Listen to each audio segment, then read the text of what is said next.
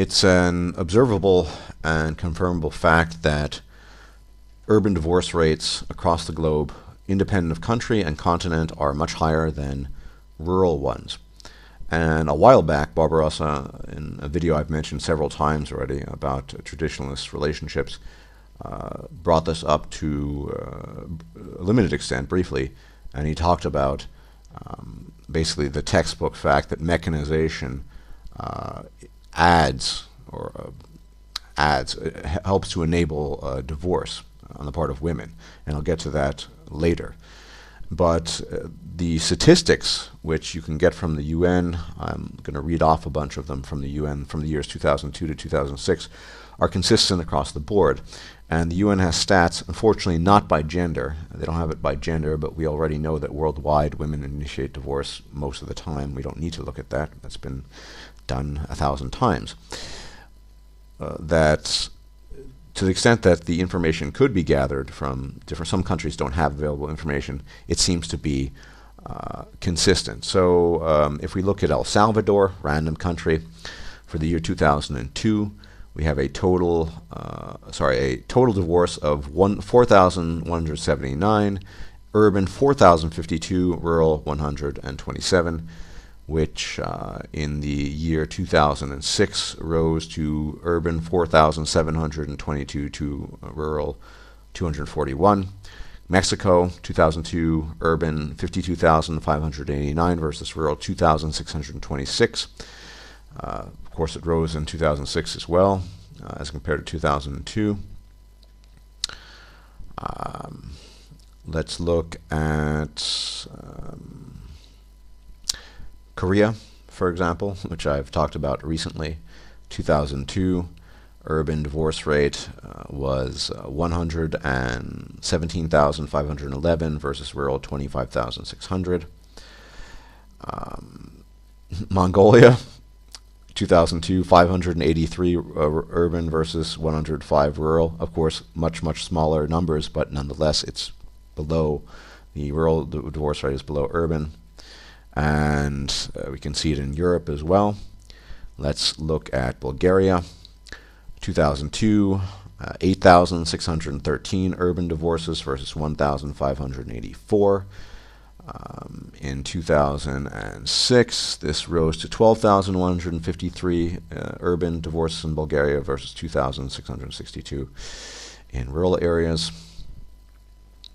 And it goes on and on.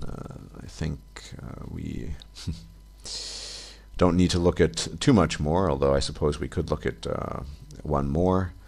Why don't we look at Iceland, of all places? 500, it's not very heavily populated, but 504 divorces in 2002 versus 25 rural, and so on and so forth. So all the information is there. You can have a look at it. I'm going to provide a link to this, obviously. Yeah. So across the board, irrespective of country, irrespective of continent, rural divorce is much lower than urban divorce.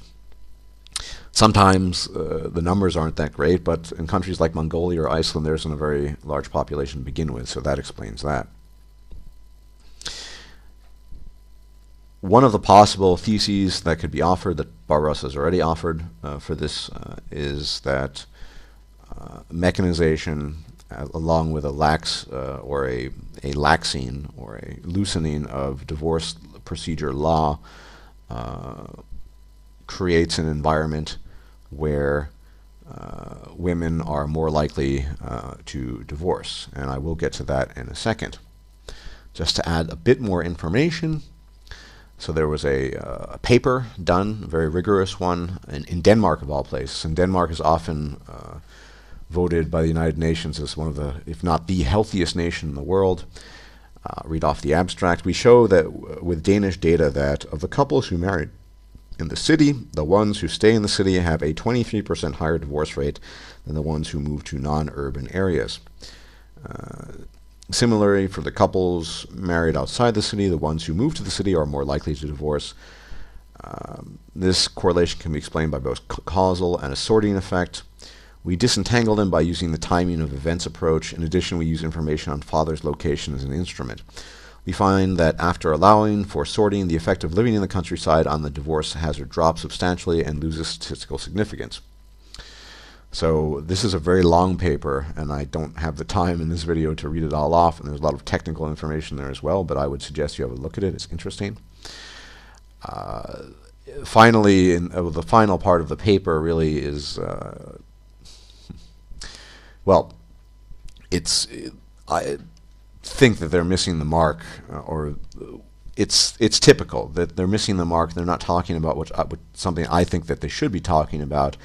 First off, it's not broken really down. There are statistics and stuff involving different the genders, but it's not broken down along those lines. We already know from the previous reference I mentioned in one of my other videos that in Denmark, women initiate 2/3 of divorce, typical. So we already know that. And I will offer a reason for Denmark and every country as to why I believe urban divorce rates are much higher. And finally, China, the great traditional China.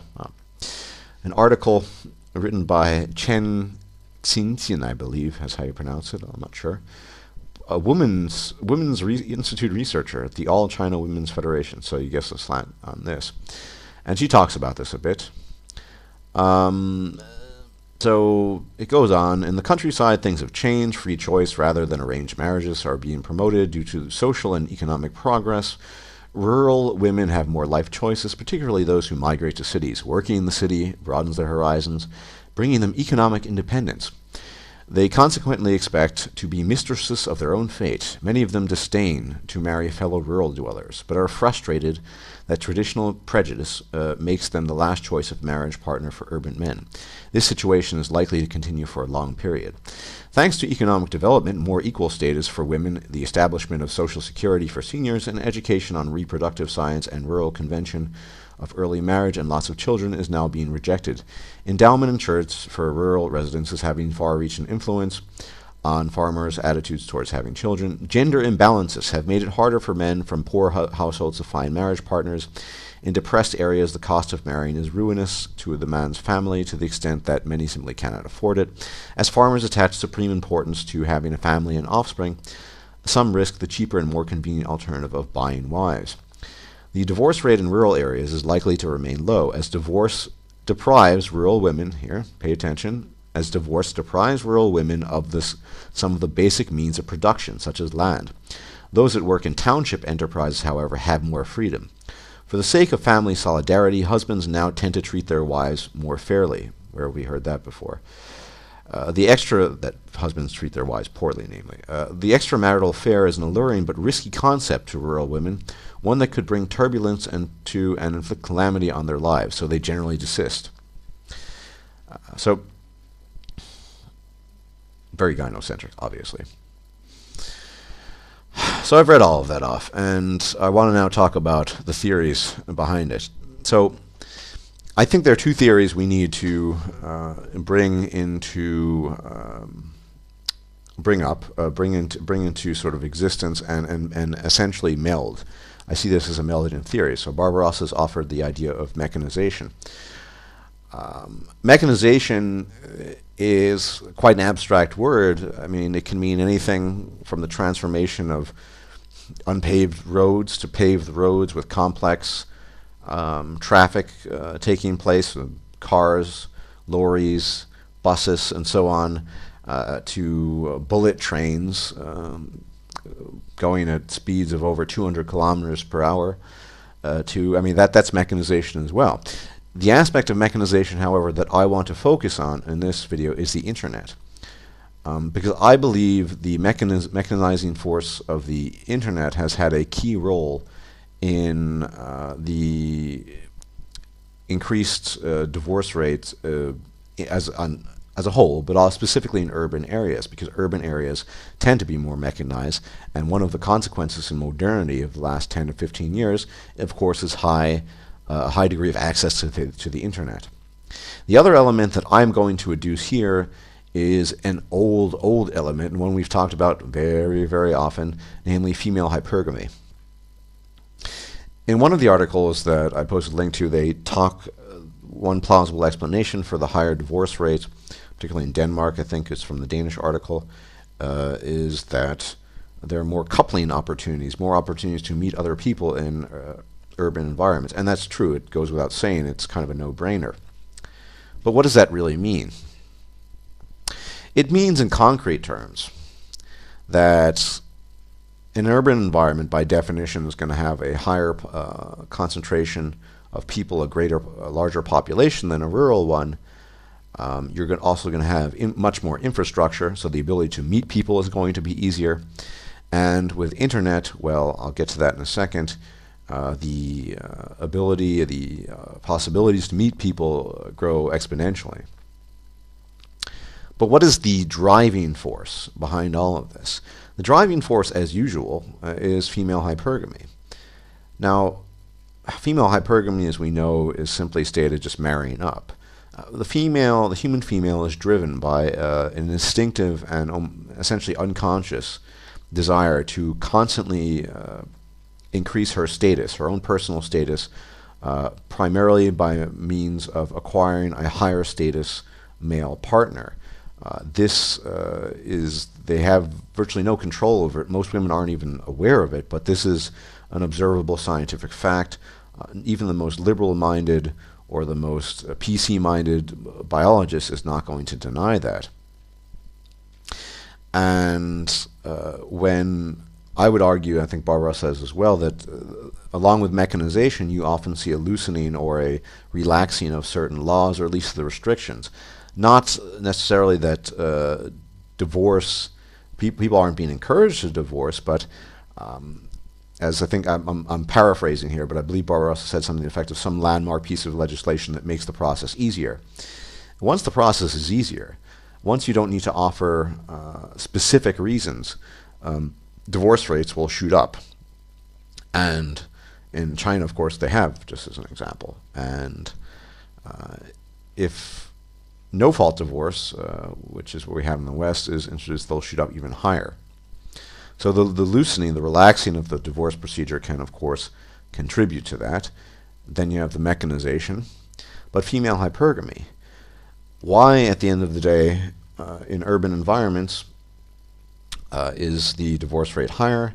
Well, women have more opportunities to exercise their hypergamy. In a rural area, not only does she not have much opportunity to exercise her hypergamy, her existence could well be tied to that of the man. Divorce, as they mention, as the feminist article mentions, could be disastrous to the woman because she would be deprived of opportunity of her economic prosperity. And so we know that women will not divorce if it endangers or jeopardizes their economic prosperity. If they see their economic prosperity being ruined, as we saw in the video on Korea, say so during the 1997 economic crisis, they could well divorce en masse, as they did, because that saw a rise of divorce of 250% in South Korea.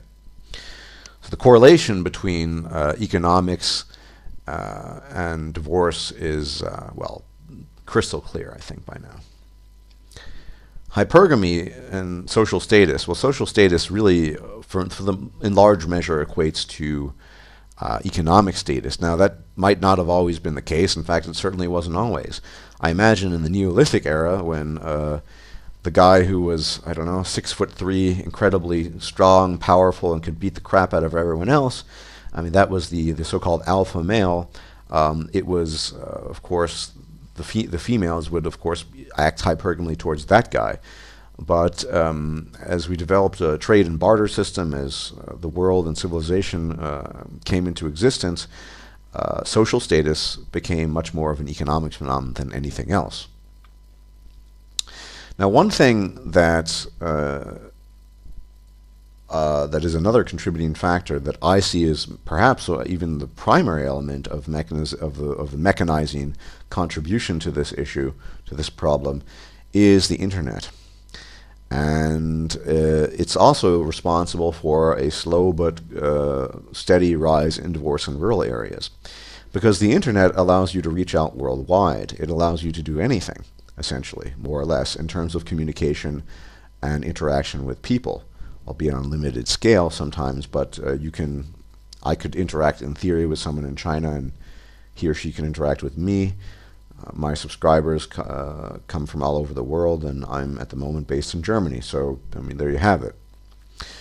We also know the tendency in the last decade or so for the continual cropping up rise of so-called dating sites. I mean, there are literally thousands of them by now, all of them claiming to offer different advantages and so on and so forth. Some of them extremely gynocentric in that only men pay and women don't pay anything. I've seen a couple of those. A very few of them free. OkCupid was one of them. And just for the record, full disclosure is appropriate. In my past incarnation, yes, Stardust had participated in internet online dating. It's not directly relevant to this, but I could tell some funny in a sick way stories about it. But that's neither here nor there. Internet dating allows, people to reach out, and it would allow also rural women to reach out, and we see it. I mean, you guys out there, I'm sure, when you open up your mailbox, you'll see the stupid advertisements for loving Chinese Thai brides looking for caring man, so on and so forth. Of course, they're all looking for that meal ticket, the way to get out, and the internet is the way to do it. And of course, there's always going to be some gullible man who will fall for it. So, the internet, in my assessment, could well be one of the primary factors in mechanization that is driving up the divorce rates in every country at an ever-increasing rate. The rural areas, of course, have less internet access, although there are plenty of rural women these days looking to get out of there, looking for their meal ticket. And of course, their means to do that is the internet. After all, they have no other means of doing it. Maybe in earlier times they sent photos with postcards or what have you, but now you just make a profile.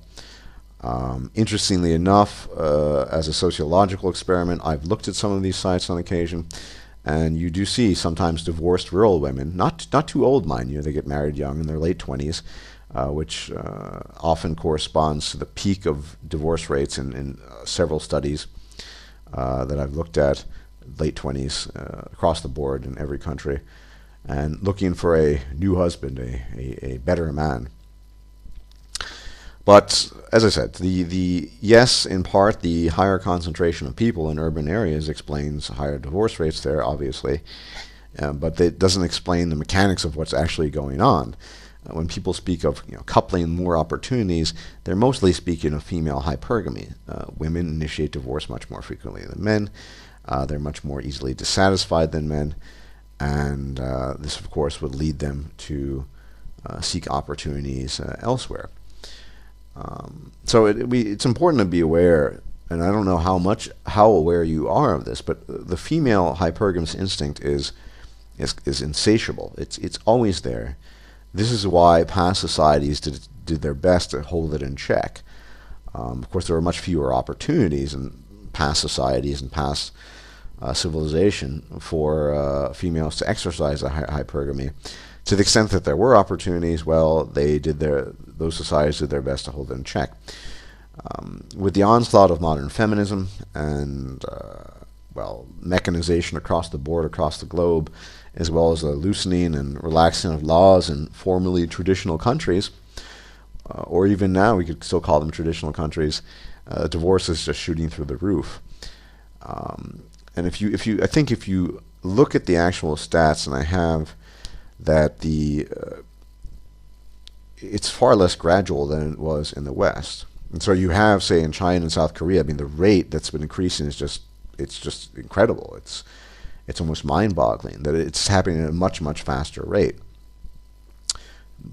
Perhaps also because mechanization has been occurring at a much faster rate. But we can't throw the baby out with the bathwater. We have to look at the primary cause. So mechanization is an enabling force, but the primary cause of divorce rates is always going to be female hypergamy. I say this really with a sense of almost absolute certainty, because female dissatisfaction in marriage is usually a manifestation of hypergamy. It's them not. I mean, we know that women on the whole don't take responsibility for themselves, for their own contentment, and the responsibility lies then on rests on the shoulders of the man. They then place blame on the man for them being not content, believe that they can find greater contentment in a higher status, or what they perceive to be a higher status male, and so they initiate divorce. That's usually how it goes, at least no-fault divorce. Most of the cases, especially in the West, are for frivolous reasons such as dissatisfaction. That is observable, I think, also in the stats elsewhere. After all, even though it's trotted out that women are in China and elsewhere are sort of are finally freed of their husbands' abuses. I think it's more that women have. I mean, yes, some women are working; they have more economic independence, and that's another factor I should mention. Of course, the economic independence. Economic independence. Since marriage is all about economics, and it's all about the money, the female hypergamy stays intact. But if the money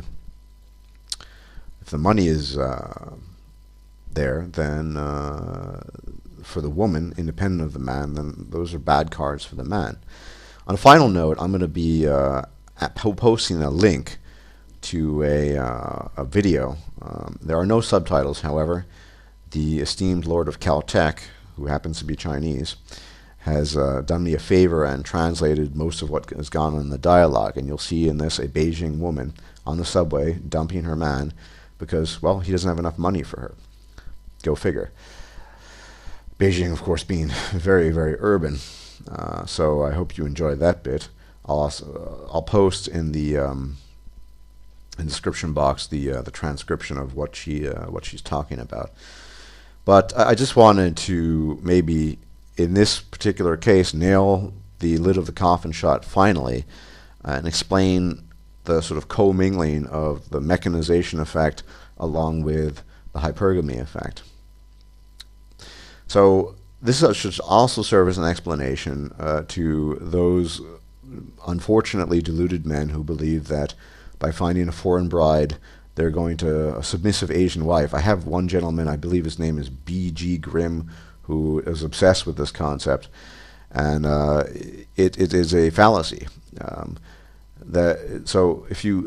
The example I cited in the previous video about wisdom through logic is, I believe he lives out in the boonies, in the sticks of the Philippines. Of course, it's a rural environment. There's going to be a much lower divorce rate.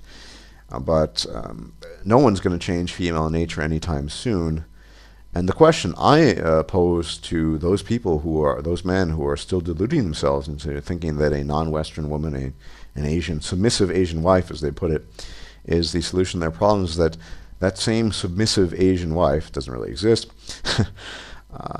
It really only cares about what you can do for her, just like every woman.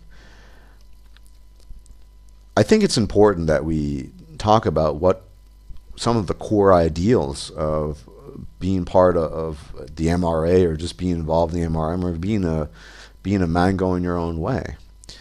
In my assessment, one of the most important aspects of being a man going your own way is the fact that you recognize that you have value as a person beyond whatever labor you might be able to provide for a female.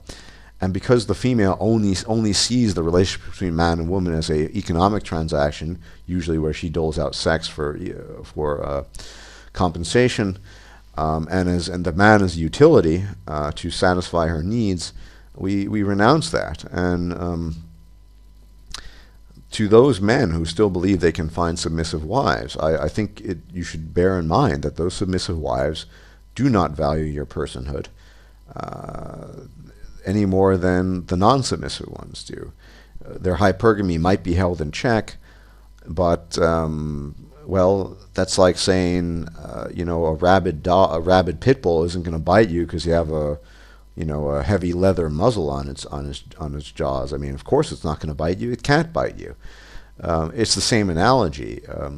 It would bite you if it could, but it can't because of certain circumstances. The intention is still there. So maybe it might be that you don't put much stock in intentionality, but I know I certainly do, and I know a lot of other men do. So yeah, this video, I hope, look at the stats from the UN. You can't escape it. It is a pan-global phenomenon. Divorce will continue, and by now we should have gathered enough information to confirm what I believe is an accurate assessment, that marriage is only for idiots. To those who have not sought out the information, sought to be enlightened, if you will, well, may the gods have mercy on their souls. They are in extreme danger. There's no doubt about that. Finally, having talked about hypergamy, this is of course a pipe dream, but I think that human sexuality, part of learning about human sexuality, if they're going to call it sex education, is not only to learn about the specific mechanics of sticking your dick in a pussy, or putting a rubber on your dick before you stick your dick in a pussy. I mean, that's all well and good. It doesn't seem to work very often half the time. But also learning the mechanics of male-female interaction, learning about female hypergamy. Now, that's not going to happen in a feminized atmosphere, because that might speak ill of women, and we don't want to do that, since women are purely angelic creatures. But in an ideal situation, part of sex education would be learning about female hypergamy. Imagine from young boyhood you had learned all of this. You would have been much more circumspect in the decisions you had made and the liaisons that you decided to enter into with your women. I know I would have. But of course we don't learn this. We learn it's the grand delusion. We learn that women are nice, kind, caring, none of which is true. And the illusion and delusion persists. However, if we had the education, that could well have been different, and things could have turned out differently. We might have had, in many ways, easier lives, and our situation on the whole might have been better. Some of us might have been a lot wealthier, and some of us might have been a little bit wealthier. I know I would have been a little bit wealthier if I had learned all of this. So one important thing we can do, I often talk about the ultimate futility of, well, what we're doing, and in some sense it is on a mass scale. I mean, we're not going to change the way the world works. But empowering young men, specifically boys, with this kind of information, telling them what's really up, I think is one of the most important services, and if not powerful services, we can render unto the coming generation of young men and boys, so they actually learn what's going on. Now, if they decide, despite all of this information, to enter into silliness like marriage or serious relationships which lead to marriage, well, that's on their, I mean, then the burden rests on their shoulders, and they need to deal with the consequences. But I'm almost certain that if many men could learn at a young age through education, and let's rest assured, education no longer occurs just in school. In fact, it occurs less and less in school. YouTube, the internet, the realities of female hypergamy, female solipsism, and the nefarious commingling of those biological factors with state entitlements and social welfare that benefits and prioritizes women's needs over men's, we could go a long way. And that's why, another reason why I do these videos. I think if we can reach more young boys and men, all the better. They don't even have to be young. I'm not young. Any man who can get hold of this information can be a beneficiary of it, because we need to drill this home. And you're always going to still have men who will delude themselves and just can't give up the dream. And while I'm sympathetic to them, that's not the direction we need to go in. Even without calling yourself a man going your own way, I think it's safe to say that more and more men are defecting from the defunct and stupid and pointless institution of marriage, simply because there are no benefits for him. I mean, zero. Many people state the following: in a marriage, a man has obligations and responsibilities, and a woman has, well, basically her preference and choices. And that's pretty much true. And that's becoming true across the board. There's no place to flee. You can't even flee to Mongolia anymore. So what can I say? Take this information, distribute this information. On a final note, this is really off the cuff now. We live in a blue pill world, it's obvious. No matter where we live, be it Canada, Germany, South Korea, wherever. And certainly the United States. And we're walking around in a reality that really is the opposite of what we're told. It is the Matrix in large measure. But to the extent that you can, if you can reach out to men in your personal social circles, I think it's a good thing. Most recently I was talking to a friend of mine who'd never heard of any of this stuff, and it was a real eye-opener for him. And I think, I don't like to use the term conversion, but it certainly opened his eyes to the greatest delusion that has ever been sold to us. And more men are waking up. Now, they're not happy because of it, but it's enough that they're waking up. So, spread the word. Kind of like the gospel. Well, spread the word. The word is important, because the more men this message and this information reaches, the more they might start taking care of themselves instead of women. And because it's high time that we start looking after ourselves, looking after our fellow men. I'll just recommend an older video of Barbarossa's where he says, "Welcome to the male race." Well, I think that's where we're at these days, the male race. Women aren't looking out for our interests. Our fellow men, on the whole, are not. So it's up to us to take on that torch and carry it as long as we can and pass it on. Anyway, that turned a bit longish, so thanks for watching.